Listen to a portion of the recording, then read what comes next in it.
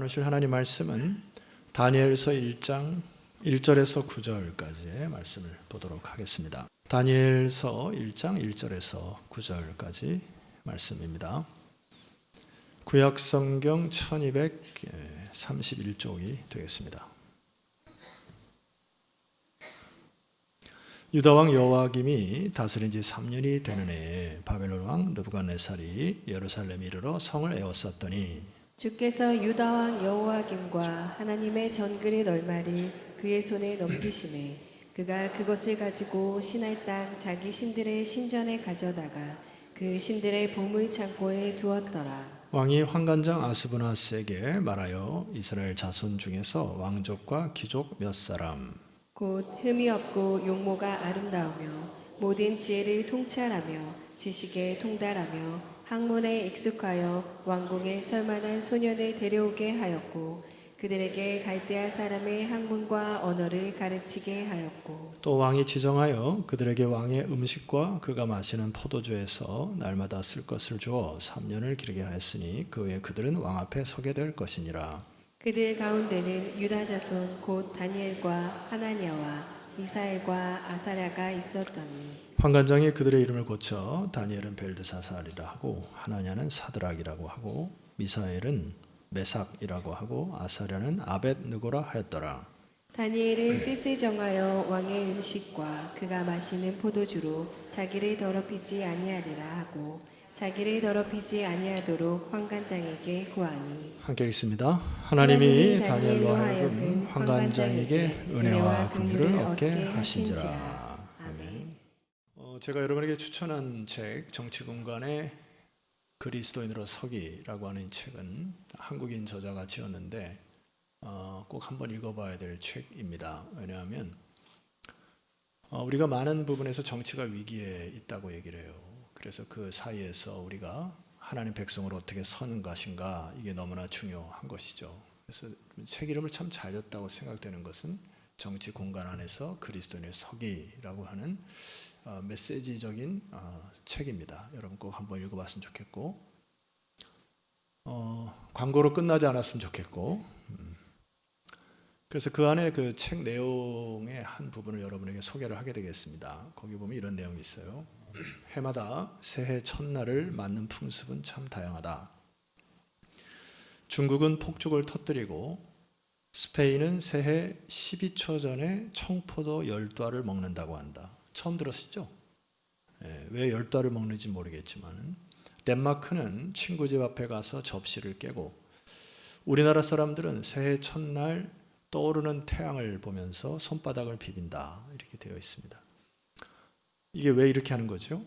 모든 악기가 물러가고 새날을 고대하는 민족들의 다양한 풍습입니다. 제 기억 속에 어렸을 적에 보름이라고 하는 날에는 견과류를 깨먹는 풍습에 있어서 참 좋아했어요. 제가 지금도 호두나 땅콩을 아주 좋아합니다. 질문 하나 하죠. 이 시간 여러분들이 바라는 소원과 여러분들이 바라는 진정한 바라는 것이 무엇입니까? 뭘 바라고 이 자리에 앉아 계세요? 제가 이제 7월이 지나고 8월에 달력을 넘기면서 잠깐 하나님께 기도했던 기억이 납니다. 달력을 넘기는데 너무 빨리 지나가는 거잖아요. 그죠? 벌써 8월이 됐고. 그래서 8월의 주권이라는 것을 넘기면서 잠깐 기도했던 기억이 납니다. 여러분, 우리 반석의 그 달력이 다른 교회 달력과 다르죠? 매달의 주제가 있으니까 이런 그 주제대로 이렇게 넘기면서 기도하면 어떨까 싶은데 굉장히 하기 싫은 듯한 느낌으로 저에게 하시면 좋을 것 같아요. 이게 습관이 되면 좋을 것 같고 새날이라는 게 뭐죠? 우리가 과거는 뒤로 하고 뭔가 새로워지는 것을 기대하고 또 내가 원하고 바라는 것들이 이루어지는 것 이것을 새날이라고 생각하는데 정치 공간에서도 이렇게 바로 서는 것이 중요하지만 우리가 인생을 살아가면서 새날을 위해서 어떻게 바로 설 것인가가 너무 중요하죠. 그래야므로 지금 우리 주변에 보게 되면 위기라고 하는 단어가 자주 들리고 또 우리도 그렇게 생각되어지는 삶을 살아가요. 첫 번째 딱 떠오르는 것이 무슨 위기가 있습니까? 기후위기이잖아요. 간밤에 너무 더워서 제가 잠을 설쳐가지고 지금 몸에 기력이 좀 빠진 상황에서 목소리가 잘 안 나오죠. 설교 위기입니다. 그렇지만 그 전에 준비를 잘했기 때문에 여러분 제 목소리가 이렇게 올라가지 않을지라도 잘 들으시면 은혜가 될 거예요. 그래서 기후 위기, 그래서 간밤에 2번인가 깼어요. 오늘 아침에는 힘이 없어서 털레털레 이제 걸어오는데 어느 할머니가 막 부채질하는데 옆에 개가 있더라고요. 개한테도 막 부채질을 해주는 희귀한 광경을 보고 기후 위기인 건 확실한 것 같아요.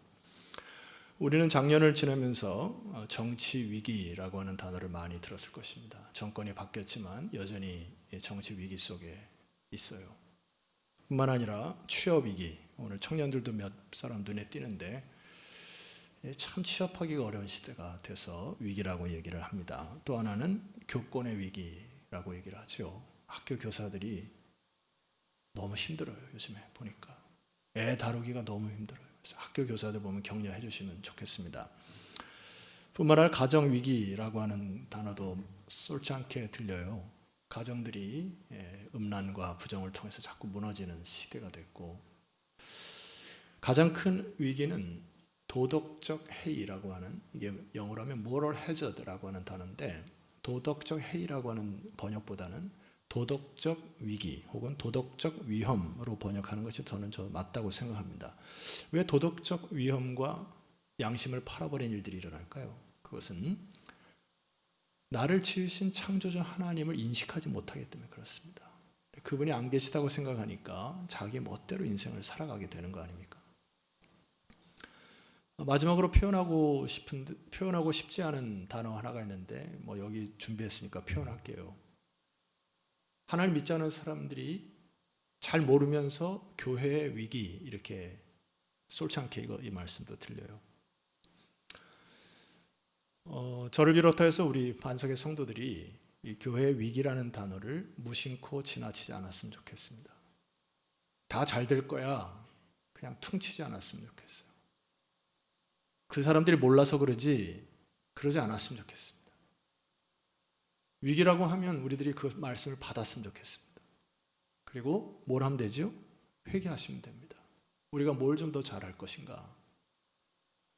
그리고 우리가 어떻게 이 사회를 개혁할 것인가? 그러면 되죠. 그냥 그렇지 않은 척 안 했으면 좋겠습니다. 그래서 오늘 다니엘서를 통하여 우리가 메시지를 받으셔야 돼요. 다니엘이 살던 시기에는 어떤 위기가 있었을까? 지금보다도 훨씬 더 큰 위기와 압박 속에 있었다 저는 확신합니다. 자, 여러분 1절 말씀 한번 같이 읽어보시죠. 1절입니다. 시작. 유다왕 여호와김이 다스린 지 3년이 되는 해에 바벨론 왕 느부갓네살이 예루살렘에 이르러 성을 에워쌌더니, 여기 성을 에워쌌다, 이것은 단순히 전쟁이 일어났거나 이 정도가 아니에요.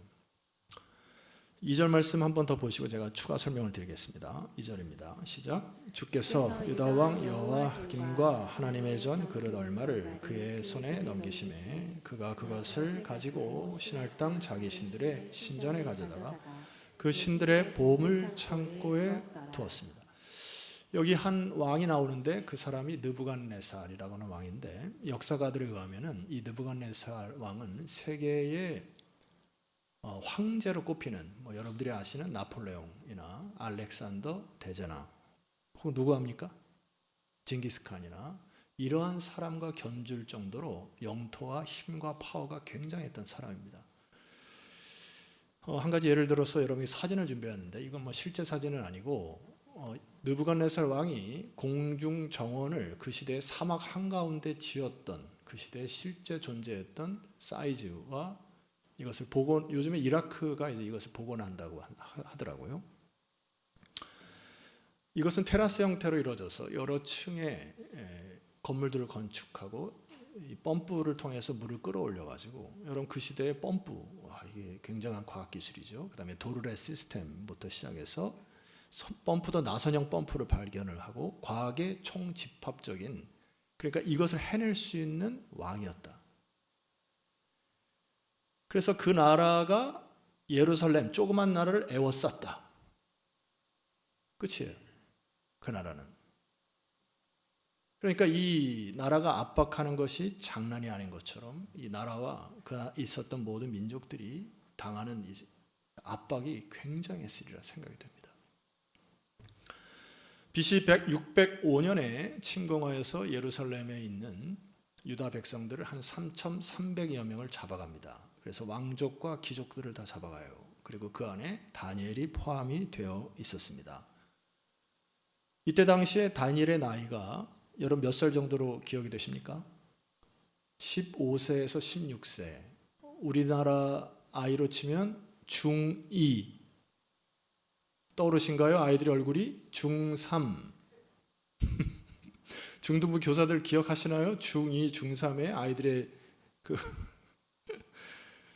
이게 1차적으로 부모와 떨어지는 생이별을 겪는 스트레스를 이 아이가 받았을 것이에요. 요즘 라떼는 이런 말 쓰면 안 돼서 미안하지만 라떼는 군대를 30개월 했거든요. 그래서 그때도 끌려갔다는 표현을 하는데 요즘 아이들도 군대를 끌려갔다 그렇게 표현을 하더라고요. 18개월밖에 안 함에도 불구하고. 그럼에도 불구하고 당사자는 힘들게 되어 있습니다. 군대를 끌려간다. 부모와 유학하는 아이들이나 멀리 떨어져서 수개월 있었던 아이들이 멀리 떨어질 때 부모의 마음은 굉장히 요동칠 거예요. 그리고 아이들도 현실의 무게가 장난이 아닐 것입니다. 이 아이가 당하는 그 무게를 기억하셔야 되고, 두 번째, 끌려가긴 했는데 실제로 거기서 삶을 사는 것은 여전히 큰 압박이었을 것입니다. 3절에서 4절 읽어보시죠. 같이 읽습니다. 시작. 왕이 환관장 아스브나스에게 말하여 이스라엘 자손 중에서 왕족과 귀족 몇 사람 곧 흠이 없고 용모가 아름다우며 모든 지혜를 통찰하며 지식에 통달하며 학문에 익숙하여 왕국에 설만한 소녀를 데려오게 하였고 그들에게 갈대아 사람의 학문과 언어를 가르치게 하였다. 이 학문과 언어를 가르쳤다. 이 아이가 당하는 스트레스는 굉장히 올랐을 것입니다. 새로운 언어를 배워야 하고 그것을 학문으로 배웠어야 되고, 제가 이방 땅에서 공부해 봐서 알아요. 제가 박사학위를 할 때 그 학위를 공부할 때 제가 구약 전공을 했거든요. 그래서 그 시험이 뭐가 있냐면은 히브리어 시험이었는데 그 히브리어를 이해해 가지고 영어로 답을 써야 되는, 끔찍하죠? 그래서 제가 그 시험을 치르고 나서 어느 날 산이 두 개로 보이더라고요. 이상하다. 막 두 개. 너무 스트레스를 받아가지고 거의 2달 동안 아침에 일어나서 히브리어 공부하고 영어 공부하고 거의 다 외우다시피 하다 보니까 이 학문을 공부한다는 것이 굉장한 스트레스이죠. 지금은 괜찮습니다. 하나로 보여요. 자, 그러니까 이 중학교 2학년, 3학년 아이가 이방 땅에 가서 그들의 문화도 다르고 언어도 다른데 학문까지 했다. 이건 굉장한 힘든 압박이 있었으리라 생각이 됩니다. 그래서 느부갓네살 왕이 동화 정책을 쓴 거거든요. 이 유화 정책이라고도 하고 영어로 하면 샐러드볼이라고 하는데 이방 땅에 있는 수제들을 다 데려와다가 비빔밥 야채도 넣고 고기도 넣고 소스도 넣어가지고 비벼가지고 다시 그 나라에 파견해가지고 자기 식민지를 만드는 것이 바로 이제 유화 정책이라 이렇게 쓰게 됩니다. 그러면서 좀 이따 우리가 읽으면 어떤 단어가 있냐면은 이들을 왕 앞에 서게 하겠다 이런 표현이 성경에 기록되어 있어요. 그리하므로 여기서 추측할 수 있는 것이 한 가지가 있는데 이 문화 정책, 유화 정책을 쓰면서 느부갓네살 왕이 쓴 것이 뭐냐니까 그 나라의 젊은이들, 남자들을 거세하는 것이 역사적 기록에 남아 있습니다. 그러니까 다니엘은 거의 90% 이상 거세될 확률이 높아요. 왕 앞에 서기 위하여 이방 땅에 있는 힘센 아이들이 칼을 품고 찌를 수도 있기 때문에 힘을 빼기 위하여 또 나중에 자기네들의 나라를 크지 않기 위해서 학문은 가르치지만 거세를 하여 아예 싹을 잘랐던 것들이 문헌에 많이 나와 있습니다. 여러분, 한 가지 우리가 추측해 볼 수 있는 것은 유대인들이 이방에 살지라도 굉장히 그 생존력이 높은 민족이죠. 그래서 10명이 모이면 회당을 만듭니다. 전 세계 곳곳에 유대인들은 10명 이상 모이면 자기들끼리 모여서 예배를 드린다니까요. 그런데 여러분 다니엘서를 쭉 읽어보면 다니엘이 회당에 가서 유대인들과 함께 기도했다는 기록이 하나도 없습니다. 신명기 23장 1절 보시게 됩니까? 한번 읽어보시죠. 자, 시작. 고환이 상한 자나 음경이 잘린 자는 여호와의 총회에 들어오지 못하니 유대인들이 3살에서 4살에서 12살까지의 토라라고 하는 창세기, 출애굽기, 레위기, 민수기, 신명기의 5개를 거의 딸딸딸 외우듯이 공부를 합니다. 그러니까 다니엘이 15세로 왔으니까 유대인의 교육을 확실히 받았던 것이 분명해요. 그러니까 신명기에 나와 있던 말씀이 자기는 이제 여호와의 총에 들어가지 못한다고 하는 율법적 마음에 근거가 남아 있을 것입니다. 남자로서 얼마나 자존감이 무너졌을까요? 유대인으로서 얼마나 자존감이 바닥을 쳤을까요? 그뿐이 아닙니다. 5절 말씀 보니까 또 왕이 지정하여 그들에게 왕의 음식과 그가 마시는 포도주에서 날마다 쓸 것을 주어 3년을 기르게 하였으니 그 후에 그들은 다 같이 왕 앞에 서게 될 것이니라. 이 문장 때문에 그러거든요. 6절 그들 가운데는 유다 자손 곧 다니엘과 하나냐와 미사엘과 아사랴가 있었는데 7절을 함께 읽어야 합니다. 시작. 환관장이 그들의 이름을 고쳐 다니엘은 벨드사살이라 하고 하나냐는 사드락이라 하고 미사엘은 메삭이라 하고 아사랴는 아벳느고라 하였다. 이름을 바꾼다는 게 무슨 의미입니까? 정체성을 무너뜨리는 거예요. 내가 유대인임을, 다니엘은 하나님은 나의 심판자이시다 라고 하는 것을 어렸을 때 듣고 자랐습니다. 다니엘, 하나님은 나의 심판자, 하나님 우리 민족의 심판자이시다. 그런데 이름을 바꿔서 벨드사살이라, 벨이라고 하는 것은 우상의 이름입니다. 그때 당시에 느보라고 하는 것도 우상의 이름이에요. 그래서 벨드사살 이러면은 베리어, 이 생명을 보호하소서. 15살에 이름이 바뀌어서, 여러분 우리 제 어머니 세대, 우리 아버지 세대도 창씨개명을 통해서 굉장히 자존감이 무너졌던 것을 제가 어렸을 때 듣습니다. 우리 어머니가 오사카에서 태어나셨거든요.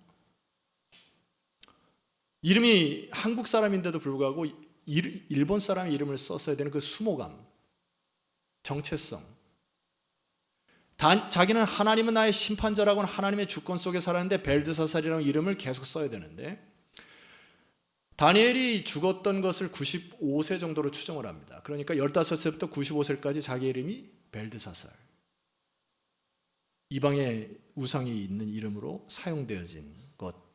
여러분, 이것은 나라의 위기뿐만 아니라 한 개인의 위기입니다. 아까 말씀드렸던 바벨론이 예루살렘을 애워쌌더니 다니엘은 1장 1절에 이렇게 시작을 합니다.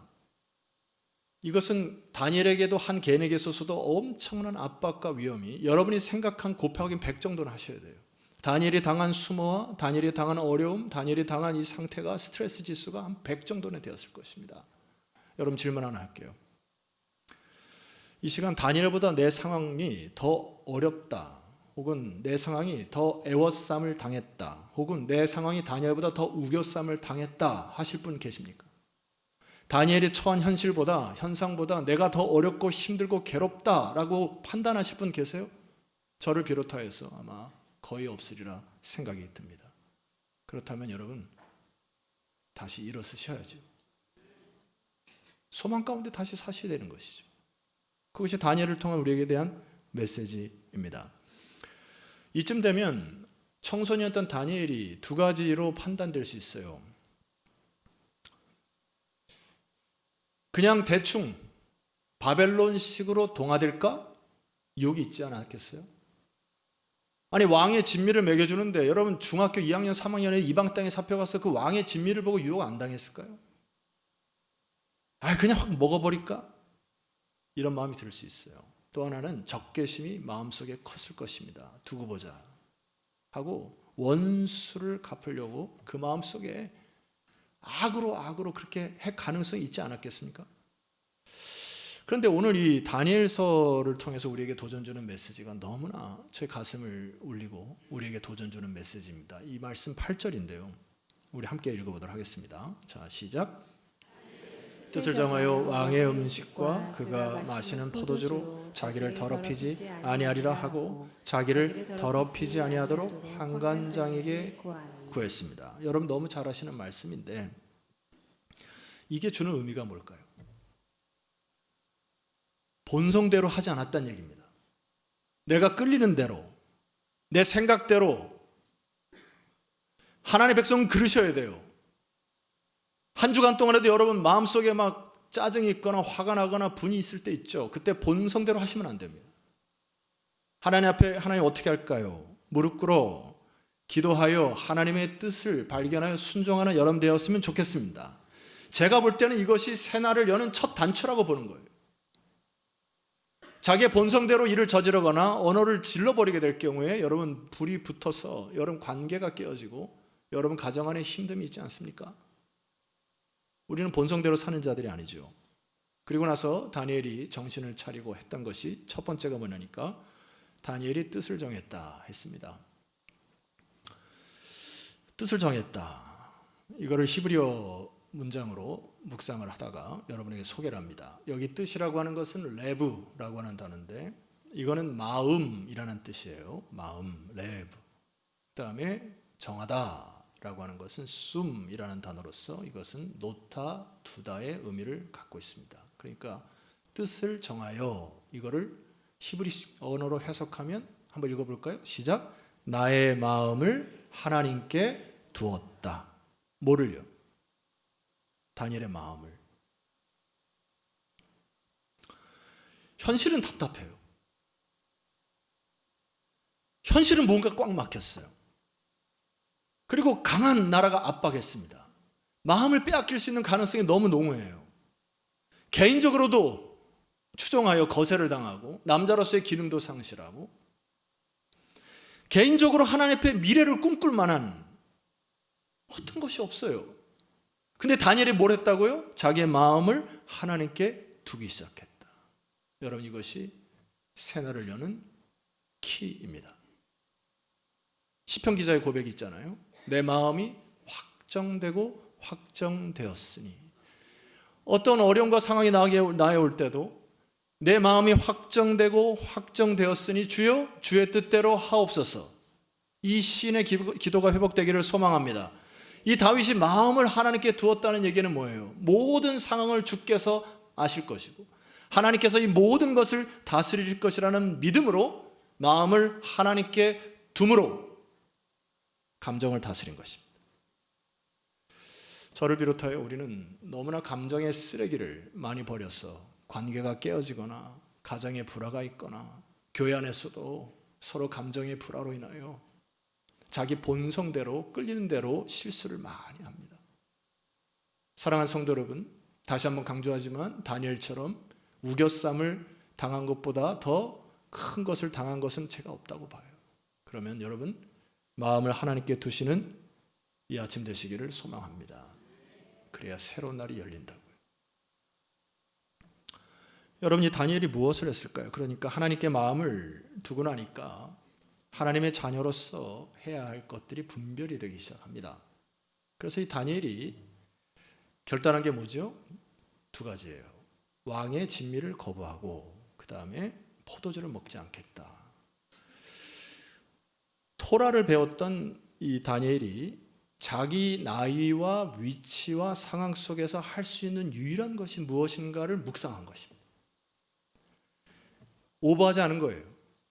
이 청년이 느부갓네살 왕을 암살하겠다고는 꿈을 꾼 게 아닙니다. 이 사회를 전복하겠다고 한 게 아니에요. 혹은 수많은 민족 지도자를 타가지고 수많은 원망과 불평을 막 쏟아낸 것이 아닙니다. 그 상황 속에서 이방 땅에서 그 아이가 할 수 있는 하나님의 자녀로 할 수 있는 것이 무엇인가? 나의 신앙의 양심을 지킬 수 있는 건 무엇인가를 묵상하고 또 묵상하여 그래 그 사람들이 나의 모든 것을 빼앗았을 수 있고 나의 모든 것들을 앗아갈 수 있지만 나의 중심은 하나님께 뺏길 수 없으므로 내가 나의 양심을 지킴으로 포도주와 왕의 진미 이방신에게 바쳤던 그것을 먹음으로 내가 그들을 섬긴다고 하는 것은 내가 거부하겠다. 중학교 2, 3학년 아이에 있어서 최대한의 믿음의 표현이라고 저는 생각을 한 것입니다. 일전에 제가 라인홀드 리버의 평온을 비는 기도를 여러분과 함께 전체 문장을 한번 소개했던 기억이 나는데 기억하신가요? 네, 괜찮습니다. 또 강조하면 되니까. 거기 보면 이런 기도문이 있어요. 함께 읽어볼까요? 자, 시작. 주님, 제가 바꿀 수 없는 것을 받아들이는 평온을, 바꿀 수 있는 것을 바꾸는 용기를, 그리고 이 둘을 구별하는 지혜를 주십시오. 놀라운 기도입니다. 바꿀 수 없는 것에 대하여 안달하여 욕심내지 말라는 얘기고요. 그래서 하나님 평강을 달라는 것이고, 두 번째는 바꿀 수 있는 것은 용기를 달라는 기도를 하셔야 합니다. 그리고 마지막에 이것들을 구별하는 지혜를 달라는 것, 그것은 기도를 통해서 나오는 것이죠. 여러분, 하나님께 마음을 둔다는 게 뭡니까? 나의 본성대로 사는 삶이 아니고, 하나님이 여러분의 삶의 각자의 형편에서 무엇을 하라 하지 말라 했을 때 그것을 믿음의 양심대로 지켜내는 것, 그것이 새날을 여는 기호 첫 단추임을 기억하시기를 소망합니다. 그래서 바꾸실 것은 바꾸셔야 돼요. 다람쥐 쳇바퀴 돌듯이 여러분 인생이 그냥 그렇게 살아가는 걸 거부하셔야 합니다. 그래서 우리는 개혁주의의 전통이 있어요. 개혁주의라는 것은 날마다 개혁하는 것입니다. 주님 만날 그날까지 여러분의 본성을 계속해서 갈아엎으셔야 돼요. 아멘 하시면 제가 힘내서 할 텐데. 그게 우리의 말씀으로 우리를 비추시는 겁니다. 자, 두 번째로 우리가 살펴볼 것은 다니엘의 태도입니다. 다니엘은 생각하고 기도하는 게 아니라 하나님께 주신 지혜를 가지고 하지 말아야 될 것을 거부했어요. 그런데 이것을 할 때 다른 사람에게 무모하지 않았습니다. 무례하지 않았다는 얘기예요. 무슨 얘기냐면, 위에서 이 바벨론에 나중에 나이가 들어서 본인이 고국으로 돌아갈 것이 70년이라고 하는 것을 알았겠죠. 그러니까 이 느부갓네살 왕도 하나님이 사용하셨다고 하는 믿음이 회복됐을 것입니다. 그러므로 섣불리 자기의 판단대로 정치가들에 대한 모함이나 원망이나 불평을 하지 않은 거예요. 자, 18절 말씀 보니까 자기의 뜻을 얘기하게 되는데 8절에 이런 표현이 있어요. 환관장에게 구했다 했습니다. 여러분, 이게 무모하게 구했을까요? 막 버릇없이? 그러지 않은 것 같아요. 정중하게 구했던 것 같습니다. 12절 말씀 보니까 청하오니 간구합니다. 당신의 종들을 열흘 동안 시험하여 채식을 주어 먹게 하고 물을 주어 마시게 한 후에 하고 우리를 시험해달라고 간청을 해요. 자세가 느껴지죠? 13절입니다. 당신 앞에서 우리의 얼굴과 왕의 음식을 먹는 소녀들의 얼굴을 비교하여 보아서 당신이 보는 대로 종들에게 행하시옵소서 하며 그가 그들의 말을 따라 열흘 동안 시험하더니, 무슨 얘기입니까? 환관장의 지위를 인정한 것이에요. 판단해 주십시오. 뭐가 보입니까? 정중함이에요. 여러분, 오늘 우리 그리스도인들이, 하나님의 백성들이 이 세상 사람들, 즉 하나님 믿지 않은 사람들에게 지탄을 받는 이유가 무엇입니까? 법과 질서를 무시하고 함부로 자기의 힘과 권력을 드러내 무모하게, 무례하게 언어를 하거나 행동하는 모습들이 사회의 지탄이 되는 것입니다. 여러분 언어와 행동을 정중하게 회복하시기를 소망합니다. 무례함은 악인 거예요. 저쪽이 준비되지도 않았는데 일방적으로 여러분의 언어를 쏟아내거나 무례하게 경청하지 않거나 일상생활 속에서도 하나님의 백성답지 않게 자기 것만이 옳다고 주장하는 그런 것들이 무례하게 느껴질 때 저 사람들은 소통이 안 되구나. 그것이 하나님의 영광을 가리는 것입니다. 1차적으로는 하나님 앞에 하나님과 소통하시기를 소망하고, 2차적으로는 관계 회복할 때 잘 경청하셔서 대화를 통하여 풀어가시기를 소망합니다. 신앙의 격조는 무례함이 아닌 것이에요. 그래서 요즘에 소통 한우가 유명한 모양입니다. 소통이 하도 안 되니까 한우 일지 이름도 소통이라고 져가지고 소통 한우 안 간 지 오래됐네요. 우리 소통 한우 가서 소통 한번 합시다. 자, 제가 설교를 마감하는데 제가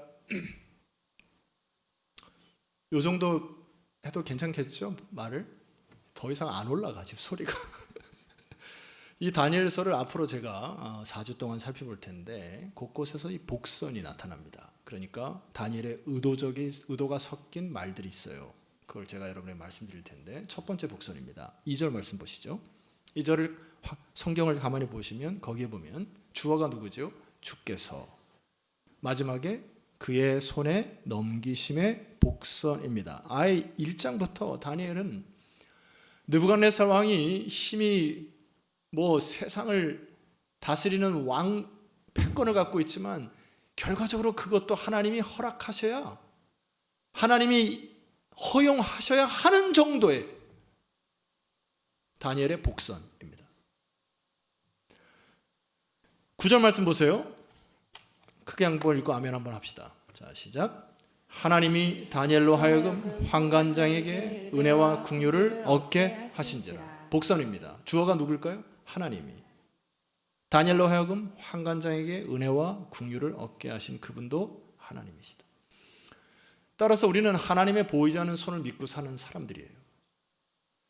지금까지 여러분도 여러분이 잘나서 혹은 열심히 살아서 물론 그 부분도 인정합니다만, 하나님의 오늘 우리 장로님 기도하실 때 생명을 붙들어 주시지 아니하시면, 생명 싸개로 쌓아 주시지 아니하시면 여러분들의 생명은 오늘 하루라도 없어질 존재이신데, 하나님이 여러분을 붙드심으로, 하나님 보이지 않는 손이 나를 여기까지 인도하셨으므로 내가 주 앞에 서는 그날 하나님이 보이지 않는 손이 역사를 주관할 줄 믿습니까? 우리의 인생도 마찬가지인 것이죠. 그게 차이라는 얘기 아닙니까? 하나님을 믿는 사람과 믿지 않은 사람들의 차이가. 그러니 두려워하지 마십시오. 강하고 담대하게 이 세상 속에 그리스도인으로 우뚝 서시기를 소망합니다. 우리의 마음 자세만 하나만 살펴볼게요. 우리가 힘써야 될 것이 있습니다. 로마서 12장 2절입니다. 함께 읽습니다. 시작. 너희는 이 세대를 본받지 말고 오직 마음을 새롭게 함으로 변화를 받아 하나님의 선하시고 온전하신 뜻이 무엇인지 분별하도록 하라. 아멘. 여기 다니엘서 1장을 확 압축하여 한 절로 요약한 것이 저는 12장 2절이라고 확신해요. 첫 번째, 너희는 이 세대를 본받지 말라. 본받다, 영어로 하면 그 다음 보여주시죠. 본받는 것은 conform, form이라는 앞에 전치사를 붙여서 뭔가를 새롭게 형성하는 것을 얘기를 하죠. 이것은 세상의 패턴에 자신을 conform 하는 것을 하지 마라. 무작정 이 세대가 흘러가는 대로 따라가지 마라.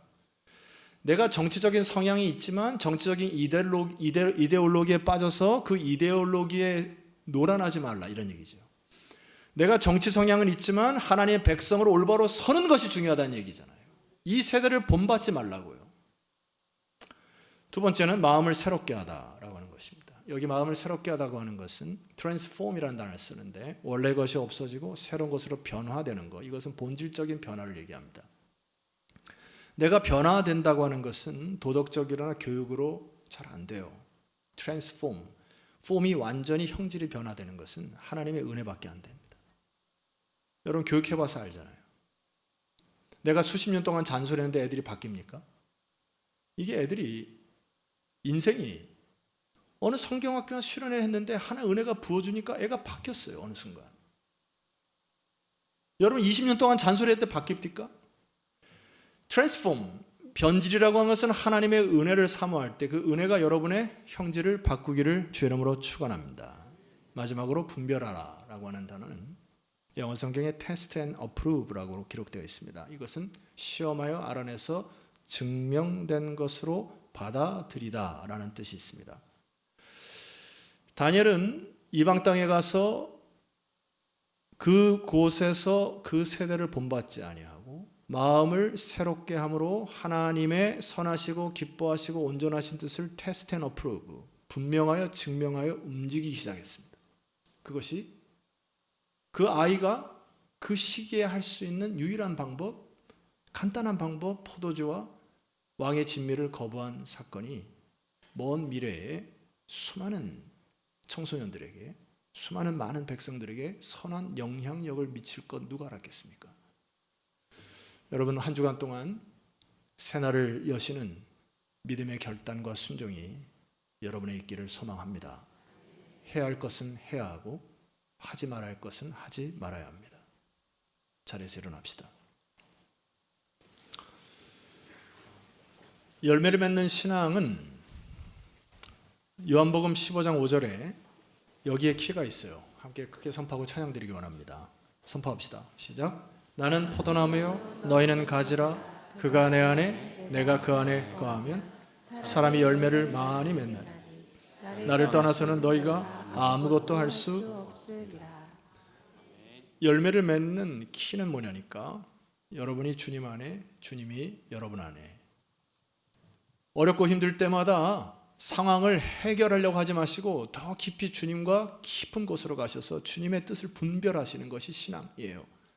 그것이 열매를 맺는 것입니다. 여러분, 예배를 드리는 이 시간도요, 또 찬양하고 기도하는 시간도 허투루 생각하지 마십시오. 하나님의 은혜가 가득 넘치는 찬양과 마지막의 기도 시간이 되었으면 좋겠습니다. 여러분, 가슴에 손을 얹읍시다. 여러분의 꿈이 아니라 하나님의 꿈을 꾸는 자들이 되기를 주 이름으로 축원합니다. 나의 인격으로 다른 사람을 변화시키는 것이 아니고 예수님의 성품이 나의 인격이 되기를 주 이름으로 축원합니다. 성령이여, 우리를 변화시켜 주시옵소서. 간절히 기도하며 나아가십시다. 기도하겠습니다.